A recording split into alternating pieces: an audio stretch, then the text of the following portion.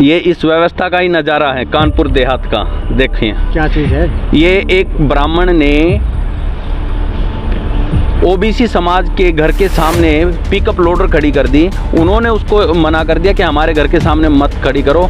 इसी बात के ऊपर मोहन शुक्ला नाम का ब्राह्मण अपने घर गया, लाठी डंडे कुल्हाड़ी निकाल के लाया और तीन लोग वहीं पे मर गए और 4 लोग अभी वेंटिलेटर पे हैं। लेकिन कोई मीडिया इसे दिखा नहीं रही है। क्यों नहीं दिखा रही है? क्योंकि ये सवर्ण है और ब्राह्मण है। ये जातिवाद है इस देश का। यही सच्चाई है। जातियों में टुकड़ों में 6743 जातियों में बटा हुआ समाज अभी इस व्यवस्था को समझ नहीं पाया है। कोटि के ब्राह्मण है जिसको आप शूद्र नहीं है। ऊंची कोटि के ब्राह्मण है। अगर ऊंची कोटि के ब्राह्मण है तो यादव अगर हैं तो क्या नाम है, अपने मथुरा में, वृंदावन में और द्वारिका में मंदिरों में हिस्सा लेना। राम मंदिर में 40 ओबीसी बाबरी मस्जिद को ढहाने में शहीद हुए थे। क्या एक भी ओबीसी राम मंदिर के ट्रस्ट में है? नहीं है। आप लोग शुद्धर, इनकी व्यवस्था के अनुसार आप लोग शुद्धर हैं। मैं हरियाणा से आता हूँ, रोहतक से आता हूँ। मैं अपने हरियाणा से मैं बिल्कुल स्पष्ट शब्दों में कहना चाहता हूँ कि एक भी ब्राह्मण कैंडिडेट जीत के नहीं आएगा हरियाणा से। एक भी। पूरा का पूरा ओबीसी और जो एससी वर्ग है वही सारे के सारे एमपी और एमएलए बनेंगे। एक भी, चाहे कोई सी भी पार्टी टिकट दे के देख लेना, हरा के का काम करेंगे, बिल्कुल जिताने का काम नहीं करेंगे।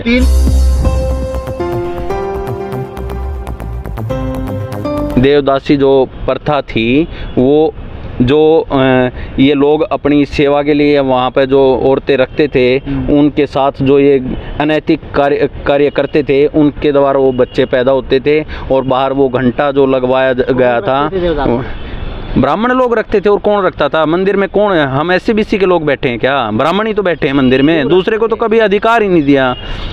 ये बहुत लंबा विषय है। जैसे पहले डोड़ा प्रथा, सती प्रथा, जाने कितनी प्रथाएं थी, उसी तरह एक ये देवदासी प्रथा थी।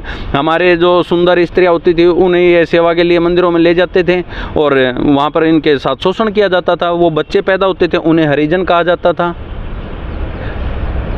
ये व्यवस्था इस देश की, इस व्यवस्था का ये नज़ारा मैं आपको दिखाना चाहता हूँ कानपुर देहात का। ये इस व्यवस्था का ही नज़ारा है कानपुर देहात का। देखिए क्या चीज़ है ये। एक ब्राह्मण ने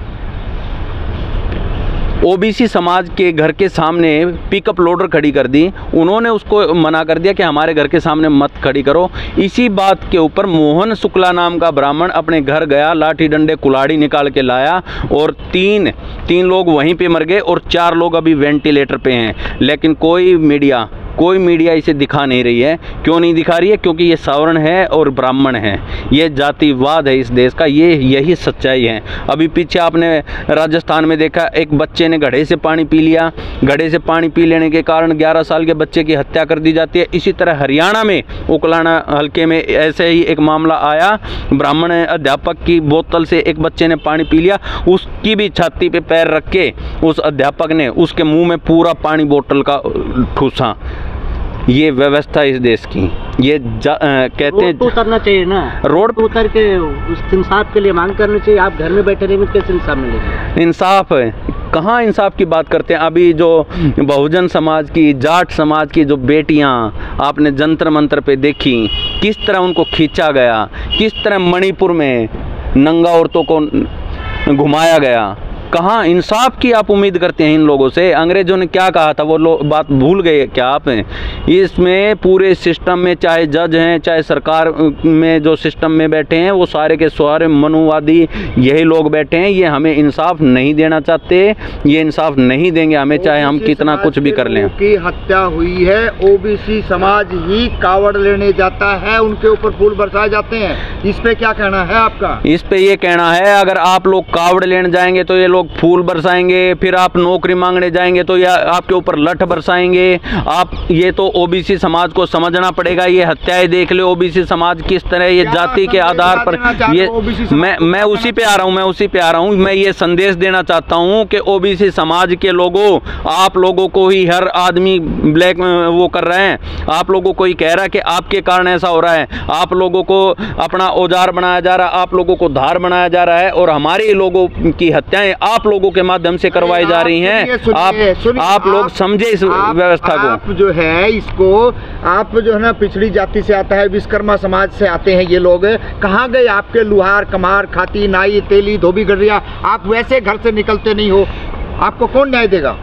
ये जो आपने कहा ये इसी का कारण है कि हमारे लोगों को धर्म में फंसाकर, झूठे राष्ट्रवाद में फंसाकर हमारे लोगों को जो शिक्षा से 5000 सालों तक वंचित रखा, उसी का नतीजा ये कि आज भी हमारे लोगों को अभी समझ में नहीं आया है कि असल में हम हैं कौन। अगर सुने आप एक बार, सुने अगर आप उन्हें शुद्धर कहेंगे तो उन्हें बुरा लगेगा, वो अपने आप को नीच मानेंगे, लेकिन हकीकत यही है शुद्धर है। लेकिन शुद्धर का मतलब ये है कि इस देश के जो असली वारिस हैं, भारतीय, जो भारत के असल में राजा थे, जैसे पांचाल में पांचाल हूँ, पांचाल, उत्तरी पांचाल और दक्षिणी पांचाल, इसमें वंश होते थे। आप लोगों को ये बात समझनी पड़ेगी कि ये जो शुद्धर हैं, ये शुद्धर इस देश के असल लोग हैं, जो तक्षशिला और नालंदा जैसी यूनिवर्सिटियों को इन लोगों ने जला के आप लोगों को गुलाम बनाया, आप लोगों के ऊपर जुल्म ज्यादती अत्याचार किया, आप लोगों को शिक्षा से दूर रखा।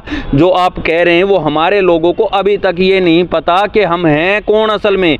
जातियों में टुकड़ों में 6743 जातियों में बटा हुआ समाज अभी इस व्यवस्था को समझ नहीं पाया है। कोटि के ब्राह्मण है जिसको आप शुद्ध नहीं है, ऊंची कोटि के ब्राह्मण है। अगर ऊंची कोटि के ब्राह्मण है तो यादव अगर हैं तो क्या नाम है, अपने मथुरा में, वृंदावन में और द्वारिका में मंदिरों में हिस्सा लेना। राम मंदिर में 40 ओबीसी बाबरी मस्जिद को ढहाने में शहीद हुए थे, क्या एक भी ओबीसी राम मंदिर के ट्रस्ट में है? नहीं है। आप लोग शुद्धर, इनकी व्यवस्था के अनुसार आप लोग शुद्धर हैं, और इसीलिए आपका व्यवस्था में कहीं कोई हिस्सा नहीं है।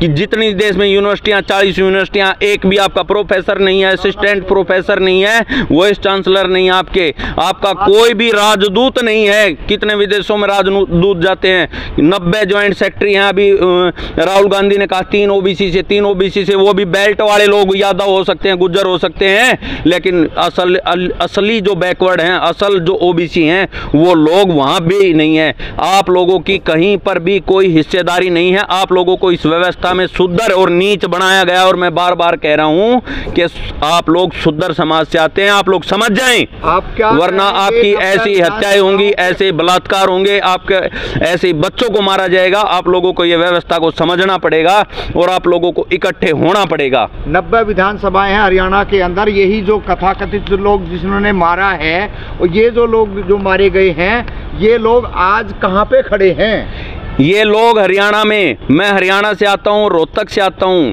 मैं अपने हरियाणा से मैं बिल्कुल स्पष्ट शब्दों में कहना चाहता हूँ कि एक भी ब्राह्मण कैंडिडेट जीत के नहीं आएगा हरियाणा से, एक भी। पूरा का पूरा ओबीसी और जो एससी वर्ग है वही सारे के सारे एमपी और एमएलए बनेंगे। एक भी, चाहे कोई सी भी पार्टी टिकट देख लेना, हराने का काम करेंगे, बिल्कुल जिताने का काम नहीं करेंगे। 3 लोगों की हत्याएं कर जाते हैं, हथियार लेस से मारा। अरे नहीं है, आप धरना प्रदर्शन देते नहीं हो, और आप रोड पे जाके ना उनकी जो ना उनको पार्लियामेंट से रोक लोगे, विधानसभा से रोक लोगे। मतलब मैं हरियाणा रोहतक से यहाँ जंतर मंतर पे क्या घास काटने आया हूँ क्या? यही बताने आया हूँ, आपके माध्यम से लोगों को बताने आया हूँ। ये जब तक बात नहीं जाएगी, जब तक समझ में नहीं आएगी लोगं को, अपने लोगों को मैं समझाना चाहता हूँ कि आप लोगों के साथ ये व्यवस्था में यहाँ हैं। आप लोगों की ऐसे ही हत्या होंगी, ऐसे ही गर्दन कटेंगी, आप लोगों को ऐसे ही जो है ना बच्चों को मारा जाएगा। आप लोगों को समझना पड़ेगा इस व्यवस्था को। ओबीसी समाज गहरी नींद में धर्म की अफीम खाए सोया हुआ है, इसीलिए ये हत्याएं हो रही हैं। ओबीसी समाज दिन प्रतिदिन जागृत हो रहा है। और हरियाणा की अगर आप बात करते हैं तो वामन मेश्राम को हरियाणा में आने से रोकने वाले 300 ब्राह्मणों का अकेला जवाब देने वाला सुरेंद्र पांचाल था। और जब मैंने अपने समाज को इकट्ठा करके 10,000 लोगों के बीच में महम चौबीसी के चबूतरे पे हमने वामन मेश्राम को हरियाणा में बुलाया और ये संदेश दिया कि अब ओबीसी समाज बेवकूफ़ नहीं है, जागरूक है। चलिए, बहुत बहुत धन्यवाद।